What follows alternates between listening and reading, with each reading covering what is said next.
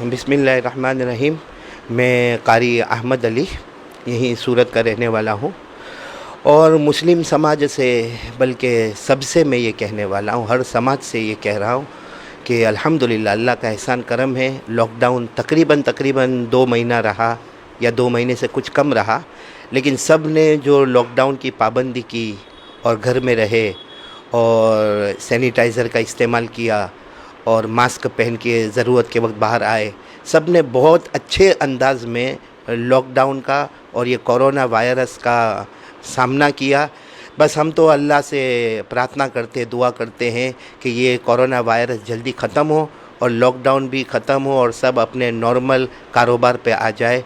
बस यही हमारी तमन्ना है और प्रार्थना और दुआ है। रमज़ान के जो बचे हुए दिन हैं उसमें मेरा ये कहना है कि अल्हम्दुलिल्लाह घरों में कुरान पाक पढ़ा जा रहा है, तिलावत हो रही है और सबसे बड़ी चीज़ इस वक्त जो समझ में आती है वो रमज़ान का महीना शाहरुल मुआसात, अरबी में कहते हैं शाहरुल मुआसात, यानी गमखारी का महीना है।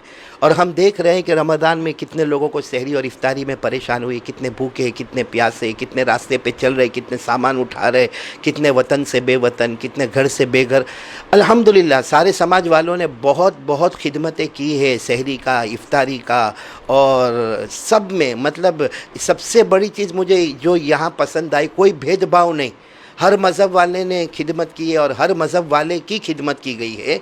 तो सबसे बड़ा मामला है कि ये गमखारी का महीना। और मैं सारे मुसलमानों को एक छोटा सा वाक़या सुनाना चाहता हूँ, क्योंकि अब रमज़ान तो आ गया। पहला 10 दिन रहमत वाले, दूसरे 10 दिन मग़फ़िरत वाले और तीसरे 10 दिन जहन्नम से आज़ादी वाले। एक छोटा सा वाक़या सुनाऊँ कि जनाब नबी करीम सल्लल्लाहु अलैहि वसल्लम के सामने एक मरतबा एक यतीम बच्चे आए और वो यतीम बच्चे की उम्र होगी 8 साल 10 साल, और आकर कहने लगे फ़लाँ बाग जो है खजूर का वो मेरा है और फला आदमी ने उसके ऊपर कब्जा कर लिया है। अल्लाह के रसूल सल्लल्लाहु अलैहि वसल्लम ने जब देखा यतीम है, इसका अब्बा नहीं है और एक रिवायत में आता है कि उस बच्चे की माँ भी नहीं है, तो अल्लाह के रसूल पाक सल्लल्लाहु अलैहि वसल्लम ने सामने वाले को बुलाया और कहा कि यतीम कहता है कि ये इसका खजूर का बाग है, तुमने क्यों कब्जा कर लिया।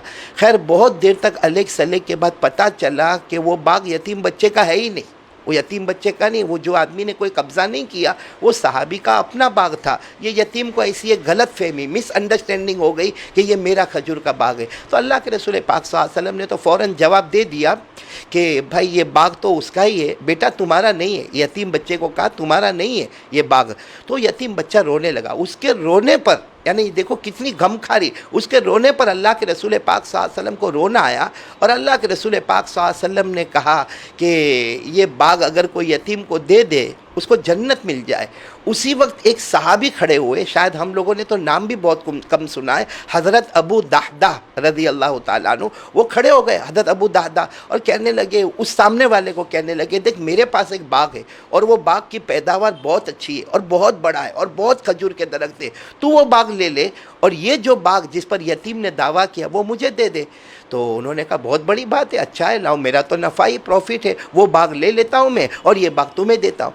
अब ये अल्लाह के रसूल के सामने रोते हुए खड़े हुए कि अल्लाह के रसूल अब तो ये बाग का मालिक मैं हो गया हूँ, लेकिन आप बताओ कि मैं इस यतीम को ये बाग दे दूँगा, उसके बदले अल्लाह मुझे क्या देगा। हमारे नबी पाक सल्लल्लाहु अलैहि वसल्लम ने फरमाया, अल्लाह की कसम तुम ये बाग यतीम को दे दो, उसके बदले में अल्लाह तुम्हें और तुम्हारे ख़ानदान वालों को जन्नत अता करेगा, तुम्हारे घर वालों को जन्नत अता करेगा। ये बाग उन्होंने लेकर वो यतीम को दे दिया। ये कोई रमज़ान का महीना नहीं था, लेकिन एक यतीम का रोना, जिस पर अल्लाह के रसूल का रोना और रहम आना, आज मालूम नहीं यतीम नहीं तो यतीमों की तरफ बहुत सारे परेशान हैं। और अब क्या है कि रमज़ान है ना, तो सब लोग बहुत अच्छे अंदाज में खिदमत कर रहे हैं। मैं हमेशा हमारे हाजी जुनेद ओरावाला से भी कहता हूँ कि मसला कब आएगा, ईद के बाद, क्योंकि ऐसा तो है नहीं कि लॉकडाउन खुल गया या कब खुलेगा या कब रेड जोन से बाहर आएंगे या कब दुकानें नॉर्मल होगी, कब टेक्सटाइल मार्केट नॉर्मल होगी। तो उसके बाद जो गरीबी आएगी, मैं अभी से अपील करता हूँ, सारे समाज वालों को अपील करता हूँ कि रमज़ान में अगर तुमने खिदमत की है, रमज़ान के बाद भी जब तक हालात नॉर्मल ना हो खिदमत करते रहे। देखो ईद की नमाज का मामला ऐसा है कि जो जुमा की नमाज की कंडीशनें थी कि घर में जो लोग जुमा पढ़ रहे थे वही लोग घर में ईद पढ़े, और जो लोग इत्तेफाक से घर में एक ही मर्द है जुमा नहीं पढ़ते थे तो वो ईद में भी कुछ न पढ़े। हाँ, बरकत के लिए 2 रकात या 4 रकात नफल नमाज पढ़ ले, अल्लाह के सामने रो ले اور جو لوگ جمعہ پڑھتے تھے وہ عید پڑھے، اور عید کے بارے میں مجھے کوئی شرط بتانے کی ضرورت نہیں ہے، کیونکہ اس کے کیا قانون قوانین، کیا رول ریگولیشن، وہ بہت سارے لوگوں نے بتا دیا، اور لوکل مفتیان کرام نے اچھی اچھی باتیں بتائی ہے۔ بس اتنا کہوں گا، اس کا خیال رہے کہ جن گھروں میں شرط کے مطابق اور رول اور ریگولیشن کے مطابق عید کی نماز ہوتی ہے نا، تو وہ اتنا کرے کہ جمعہ میں خطبہ پہلے ہوتا تھا، نماز بعد میں ہوتی تھی، اس میں نماز پہلے ہوگی اور خطبہ بعد میں ہوگا۔ اور جمعہ میں ہم اذان تو خیر ہماری مسجدوں میں ہوتی تھی، اقامت دیتے تھے، عید کی نماز میں کوئی اقامت نہیں ہوگی۔ باقی تو سب ماشاءاللہ سب کو معلوم ہے مسئلے مسائل کیا کرنا اور کیسے عید کی نماز پڑھنا۔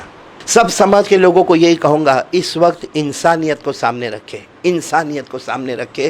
سب سے بڑی چیز اس وقت جو ہے وہ انسانیت ہے۔ نہ کسی کا رنگ دیکھو، نہ کسی کا کلر دیکھو، نہ کسی کا دھرم دیکھو، نہ کسی کا مذہب دیکھو، نہ کسی کا خاندان دیکھو۔ اور یہ بھی نہیں کہ ایک سماج والا صرف میں میرے خاندان کی مدد کروں گا یا جو میرے سماج کا ہوگا اس کی مدد کروں گا، ایسا بالکل نہیں۔ کیونکہ میں آپ کو ایک حدیث بتاؤں کہ حضور صلی اللہ علیہ وسلم نے، ہمارے نبی صلی اللہ علیہ وسلم نے فرمایا، ایک زمانہ آئے گا لوگ کہیں گے میرا یہ خاندان، میرا اونچا خاندان، یہ نیچا خاندان، وہ فلاں خاندان۔